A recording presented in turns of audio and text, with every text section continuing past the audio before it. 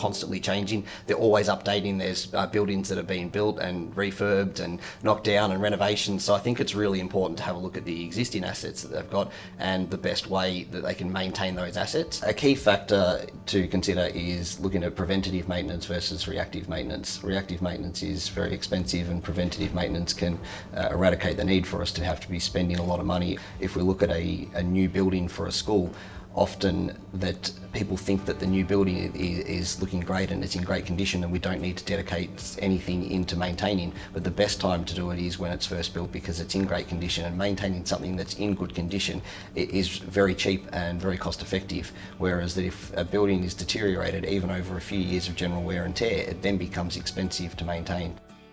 I think that a preventative approach is far better than a reactive approach. I think a lot of the time that if we don't spend money maintaining buildings and maintaining our assets in a preventative way, all of a sudden our reactive costs increase quite significantly. So I think that the best way for a school to maintain buildings is certainly look at the assets that they've got and plan for putting money into the annual expenditure to maintain those assets up front, so that we can reduce the unexpected and the reactive costs. If schools aren't constantly sort of maintaining the painting, it starts to peel and starts to flake, and then it breaks down. Then all of a sudden you've got your timber work that's exposed to the elements, and then now all of a sudden, instead of putting a small amount of sort of annual expenditure into maintaining the paintwork on the building, which is sort of your protective coating for the asset itself, the asset starts to become rotten, and then all of a sudden you're looking at a huge expenditure to be replacing a window or replacing fascias or rusted gutters and things like that, whereas a small amount of annual maintenance